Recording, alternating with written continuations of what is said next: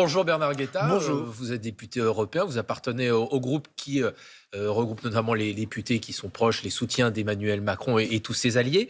À 11 heures, un hommage national sera rendu aux Invalides à Jacques Delors, qui est décédé il y a quelques jours. Alors, qu'est-ce qui reste aujourd'hui de l'Europe de Jacques Delors ? Écoutez, Jacques Delors, ça a été les bases de la monnaie unique, et il reste la monnaie unique, et elle est solide, et elle est un ciment de l'Europe. Et si nous ne l'avions pas eu pendant les crises que nous avons traversées depuis 20 ans, les économies des 27 États membres de l'Union européenne seraient dans un bien piteux état. Le legs de Jacques Delors, c'est l'élargissement aux pays d'Europe centrale, c'est-à-dire en vérité l'unification de l'Europe qui avait été divisée par Staline et par la guerre froide. Le legs de Jacques Delors, c'est Erasmus, cet immense programme tellement populaire d'échange de jeunes entre les 27 États de l'Union.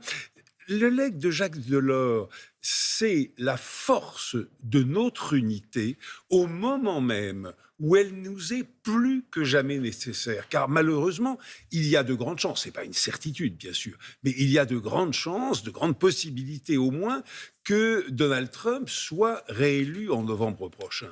Or, un des principaux points du programme de Donald Trump, c'est la fin de l'Alliance Atlantique, c'est-à-dire la fin de la protection militaire des États-Unis sur notre territoire, la fin de ce qu'on appelait le parapluie nucléaire américain. Et donc pour l'Europe ?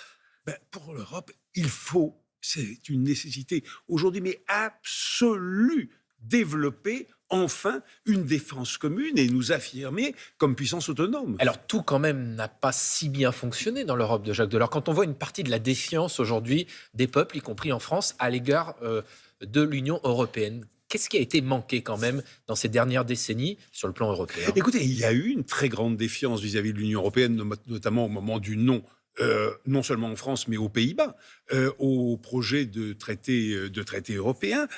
Est-ce que c'est toujours le cas ? Vous savez, quand on regarde les sondages aujourd'hui, on voit que l'ensemble des Européens, Français compris, j'insiste bien, Français compris, comprennent beaucoup mieux aujourd'hui qu'il y a 15 ou 20 ans la nécessité de notre unité. Et ils le comprennent beaucoup mieux, si j'ose dire, ironiquement, grâce à Donald Trump, grâce ou à cause de M. Poutine, grâce aussi, on l'oublie trop souvent, grâce à la pandémie de Covid, parce qu'on s'est rendu compte que là, l'unité a fait notre force dans les négociations avec les laboratoires pharmaceutiques sur les vaccins. Est-ce qu'il existe aujourd'hui un héritier de Jacques Delors ? Vous voulez dire un homme ou une femme qui soit un héritier ? Oui, qui porterait ses valeurs en France ou en Europe ? Ah, écoutez, il y en a énormément. Mais comme dans toute grande succession, eh bien, évidemment, il y a des écoles différentes. Vous pensez à qui ? Écoutez, notre président de la République est certainement un héritier de Jacques Delors.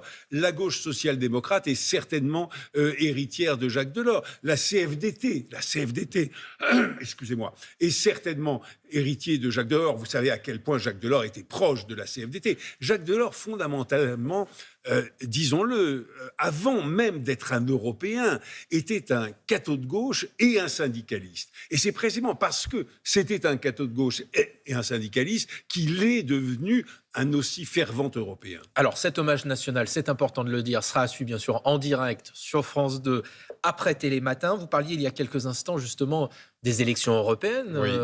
Pour lesquelles on va devoir voter d'ici quelques mois. Ce sera début juin. Pour l'instant, on voit que le Rassemblement national caracole en tête des sondages. La majorité qui soutient Emmanuel Macron, elle ne s'est pas encore lancée. Pourquoi ? C'est pas un peu tard pour partir en campagne ? Vous le regrettez ? Moi, personnellement, oui. Absolument. Je ne le cache pas. Je le regrette. Je pense que nous devrions...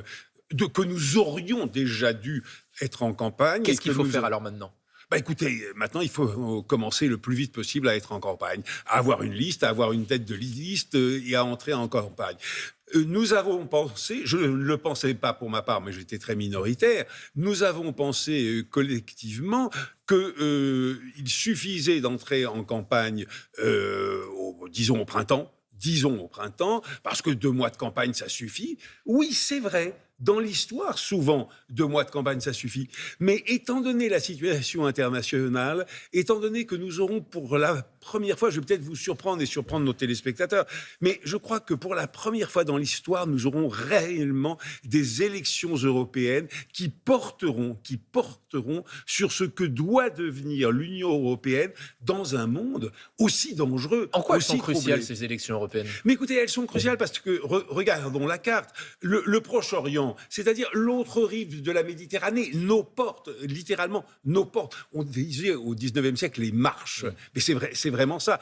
Le Proche-Orient est à feu et à sang. L'Afrique du Nord n'est pas spécialement solide ou en tout cas stable, en tout cas pas dans tous ces pays. Monsieur Poutine nous attaque et nous menace et nous attaque à notre frontière est.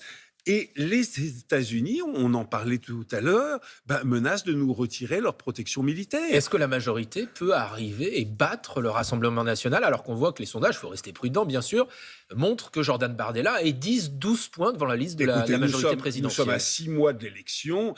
Si on s'y met rapidement, oui, bien sûr, parce que nous avons les meilleurs arguments. Concrètement, ça doit être quoi le message très identifié de la majorité? On voit que Jordan Bardella, il a un message très clair.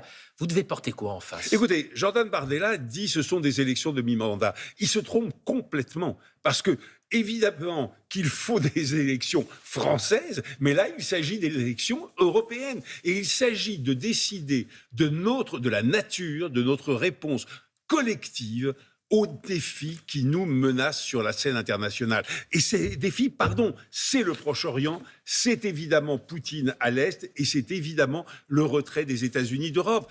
Et c'est véritablement des défis existentiels pour chacun de nos pays. Du conflit entre Israël et le Hamas. Oui. Où est l'Europe? Où est la voix de l'Union européenne? Et où est la voix des États-Unis? Où est la voix de la Russie? Où est la voix de la Chine? On voit qu'Anthony Blinken, le secrétaire d'État américain, était encore présent ces derniers jours. Mais Mme Colonna n'arrête pas d'y aller, Mme Colonna n'arrête pas d'intervenir. Le président de la République était au téléphone il y a 48 heures ou 36 heures. Il demande, je cite, à éviter toute attitude escalatoire, notamment au Liban, après la frappe qui a tué le numéro 2 du Hamas. Mais ça sert à quoi? La voix de la France, elle porte? Mais attendez, chacun essaye d'intervenir. Est-ce que la voix des États-Unis, au lendemain de l'abominable tuerie du 7 octobre, Joe Biden, le président des États-Unis, a eu une phrase magnifique d'intelligence. Il a dit aux Israéliens, ne commettez pas la même erreur que nous après les 2 tours de New York,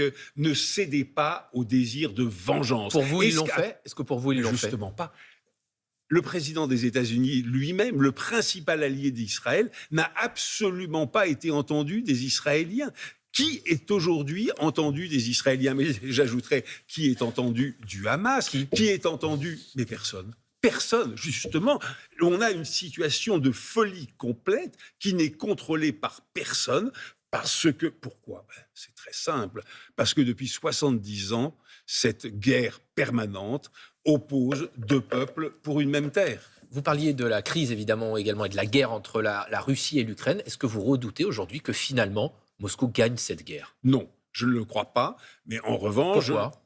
Mais parce que le pouvoir de M. Poutine n'est pas aussi fort qu'il voudrait bien le faire croire, parce que les sanctions économiques marchent beaucoup mieux qu'il ne le dit et portent des coups sévères, très sévères, à l'économie russe, et surtout parce qu'il y a toujours une résistance des Ukrainiens qui est formidable. Écoutez, au moment où la Russie entre en Ukraine, elle conquiert...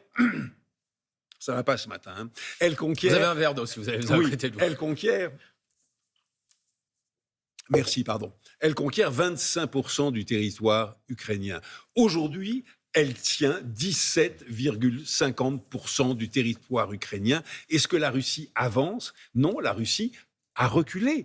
Et est-ce que depuis le recul de la Russie, il y a eu une nouvelle progression de la Russie? Non. En revanche, nous constatons que les Ukrainiens tendent à contrôler de mieux en mieux la mer Noire. Là aussi, est-ce que l'Europe joue suffisamment son rôle ou doit encore... Oui.